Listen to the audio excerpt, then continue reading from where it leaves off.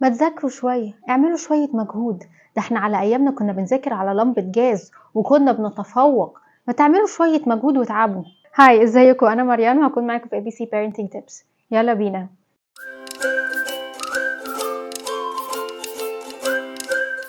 جملة كنا دايما بنسمعها من اهالينا ومع الاسف بنكررها تاني مع اولادنا ونقعد نقول لهم ده احنا كنا بنذاكر على لمبة جاز، واحنا غالبا اساسا عمرنا ما شفنا لمبة الجاز دي ولا نعرف ايه شكلها. طب تفتكروا هو احنا بنقول كده ليه لاولادنا؟ هل علشان مثلا نعايرهم، ولا علشان مستنيين حاجة منهم، ولا عشان نحسسهم بالذنب ان هم ظروفهم احسن مننا؟ جملة ملهاش اي لازمة وملهاش اي معنى. لو احنا عايزين نوصل لاولادنا ان هم يجتهدوا اكتر وبنحاول نديهم قدوة في الحياة علشان هم يقلدونا، طب تفتكروا هو ده اسلوب القدوة فعلا؟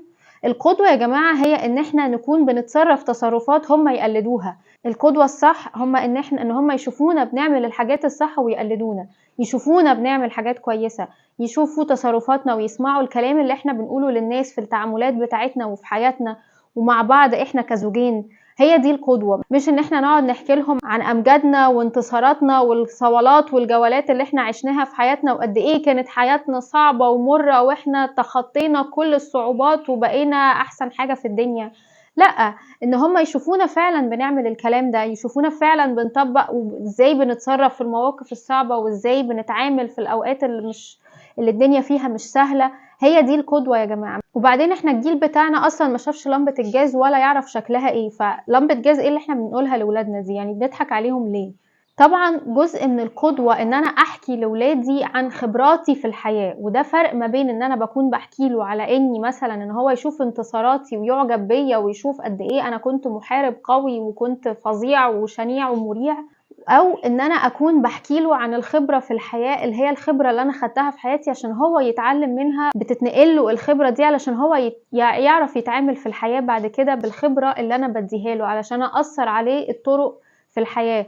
هي دي طريقة القدوة الصح، مش ان انا اقعد اعايره وان انا احسسه بالذنب ان ظروفه احسن من ظروفي، او ان انا اقعد احسسه مثلا ان انا مستني منه حاجة علشان خاطر انا كانت ظروفي صعبة وهو ظروفه احسن.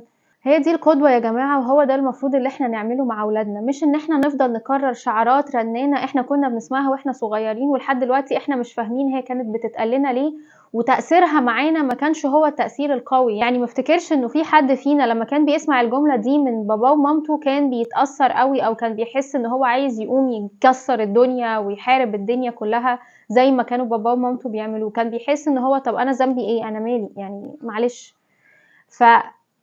احنا كمان يا جماعة مش عايزين ننقل لولادنا ان احنا بنعايرهم او بنحسسهم بالذنب ان هم ظروفهم احسن من ظروفنا، لا بالعكس، احنا عايزين ننقلهم الخبرة الحياتية بتاعتنا علشان هم يحطوا عليها خبرتهم ويكملوا في الحياة ويكون عندهم خبرة ومهارات حياتية، لكن مش علشان نحط عليهم تقل ولود بالصولات والجولات بتاعتنا.